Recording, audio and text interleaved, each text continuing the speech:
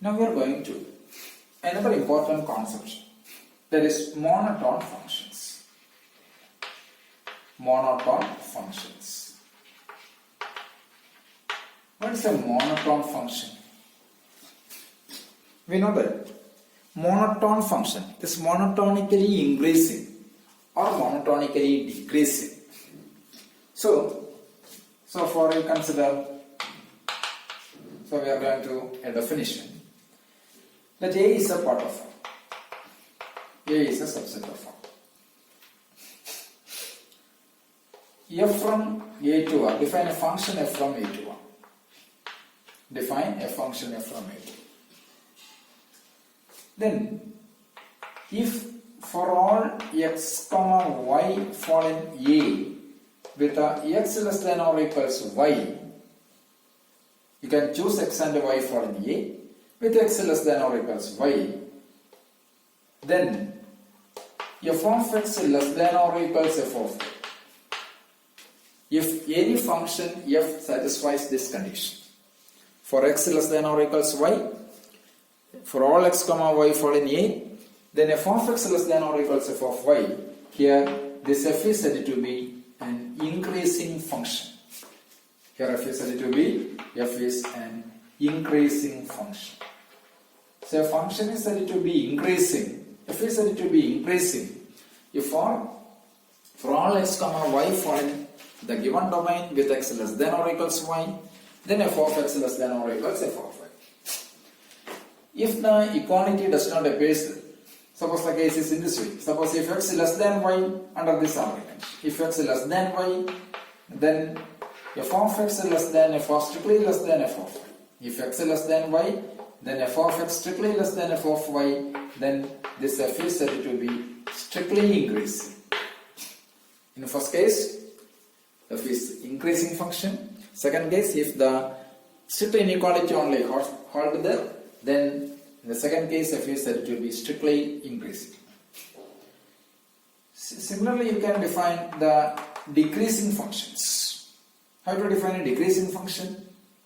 Under the same argument, if A is a part of f from A to 1, and if for all x comma y fall in A with x less than or equals y, then f of x greater than or equals f of y. There is no change in this x and y. There is no change in the behavior of x and y, but the behavior of f of x and f of y are reversed. That is, if x less than or equals y with f of x greater than or equals f of y, then f is said to be a decreasing function. F is a decreasing function. F is a decreasing function. So, you can define the strictly decreasing function like this. That is, if x strictly less than y, then if f of x strictly greater than f of y, then this f is said to be strictly decreasing. So this is the strictly decreasing and strictly increasing. Moreover, the decreasing and increasing functions. If x less than or equals y, f of x less than or equals f of y, f is an increasing function. If strict inequality holds, then it is f is strictly increasing. If x less than or equals y, then f of x greater than or equals f of y, f is decreasing. If the strict inequality holds, it is strictly decreasing functions. Okay. Suppose f is increasing, then what about the minus f? Minus f is decreasing. There is no doubt. Why? When f is decreasing or f is increasing, means x less than or equals y, then what is minus f? Minus f of x less than or equals f of y should imply minus f of x greater than or equals minus f of y. If you replace f with a minus f, or if you multiply throughout by the inequality by minus 1, so when x less than or equals y, then here lay minus f of x. When you multiply throughout by negative or minus 1, minus f of x greater than or equals minus f of y, that means under this argument minus f is an decreasing function. Similarly, if f is a decreasing function, then what is minus f? Minus f is increasing. Minus f of x greater less than or equals to minus f of y here. So these are the increasing and decreasing functions. A function which is either increasing or decreasing is known as a monotonic function. Monotone function. A function which is either increasing or decreasing is said to be a monotone function. A function which is either strictly increasing or strictly decreasing, then that function is said to be strictly monotone function. Okay, monotone functions need not be continuous function. So now we are going to an important theorem related to this monotone function. So the theorem states that let I is a part of I is a part of what is I? Surely I is an integral. F is increasing on I. F is increasing on I. Not strictly increasing, simply increasing. F is increasing on I. And you can choose a point C for an I. Means C is not an n point. C is not an n point means if I equals closed interval AB, then C is not, C for an I means C differs from A and C differs from B. Means C is not an n point. That's the crucial point here. C is not an n point. C is not an n point. Then limit, the theorem states that then limit x tends to C minus of f equals supremum f of x where x greater than C. Sorry, x less than C. Limit x tends to C minus f equals supremum f of x where x of all I, simply x of all I with x less than C. And limit x tends to C plus f equals infimum f of x for x of all I with x greater than C. So this is our statement. How can I prove this one? So first we consider the first case. That is, first we prove limit x tends to C minus of f is supreme of f of x for x of all I with x less than C. So first we define a function. We define a set. Define A equals set of all f of x with x of all I such that x less than C. Okay. Now it is given x less than C. X less than C means what is f? F of x less than or equals f of C. Why? Because f is an increasing function on I. F of x less than or equals f of C, that means this A is bounded above. A is bounded above by this f of C.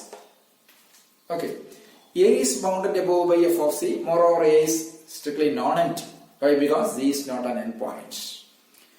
So clearly this A is bounded by f of C. Since it is bounded above, then supremum of A exists. Let the supremum of A equals L.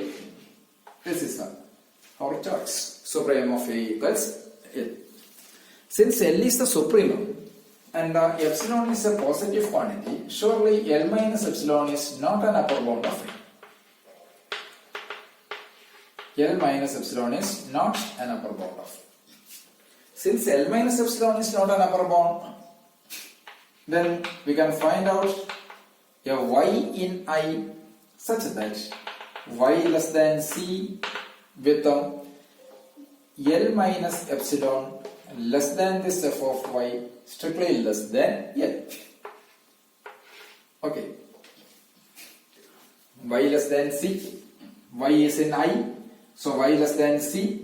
Since L minus epsilon is not an upper bound of A, so there exists f of y fallen A, therefore L minus, since y fallen I, f of y fallen A, so clearly since L minus epsilon is not an upper bound, we can find a y fallen I with L minus epsilon less than f of y strictly less than L. Okay. Now put a delta. Delta equals some c minus y. Y less than c. Surely c minus y is a positive quantity. Delta is c minus y. Let us set the following i. Choose set the following i. Another element. Set the following i. Such that the set is chosen as y less than z less than c. Set the following i with a y less than z less than c. Since y less than z less than c, but f is an increasing function, so clearly f of y less than or equals f of z less than or equals f of c. Okay. But L minus epsilon less than f of y.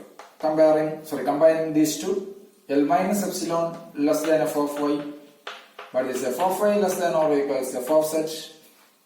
Okay, L minus epsilon less than f of y less than or equals f of z, so it is strictly less than L. That means this L minus epsilon less than f of z strictly less than L, then strictly less than L means it is strictly less than L plus epsilon. So that means what is f of z? F of z is following open interval L minus epsilon and L plus epsilon. This happens when set the following i, with a y less than z less than c, f of z the following modulus of, or means this means modulus of f of z minus L strictly less than epsilon, that is f of z the following open interval L minus epsilon, L plus epsilon. Okay. But here it is choose that y less than z. You choose z in such a way that y less than z. Y less than z means minus y greater than minus z. Okay. Minus y greater than minus y z means c minus y greater than c minus z. But what is c minus y? C minus y is delta. So, c minus y greater than c minus z means delta greater than c minus z. Delta greater than c minus z means, what is c minus z? C minus z less than delta, that is c minus delta less than z. Okay. Delta less than c minus z, that is c minus delta less than z. So, we have for set the following I with a c minus delta less than z less than c. C minus delta less than z, but z less than c. Combining these two, y less than z less than c. So combining these two, c minus delta less than z and z less than c. That means c minus delta less than z less than c, comma f of x following f of z following where f of x z following open interval L minus epsilon L plus epsilon. For any set of following I with a c minus delta or set lies in between c minus delta and c, then f of z following L minus epsilon L plus epsilon. So that means this can be concluded in such a way that is if set following open interval c minus delta c, comma f of z following open interval L minus epsilon L plus epsilon. So that means set the following c minus delta c means limit x tends to c minus or z tends to c minus. So limit z tends to z minus f of z equals L. That means limit x tends to c minus f of x equals L. What is L? L is the supremum of A. That is, what is A? A is f of x, set of all f of x following x, set of all f of x such that x following I with x less than c. So finally, limit x tends to c minus f of x equals L. L means supremum of f of x for all x following I with x less than c. Okay, so this is the proof. Clear? Right.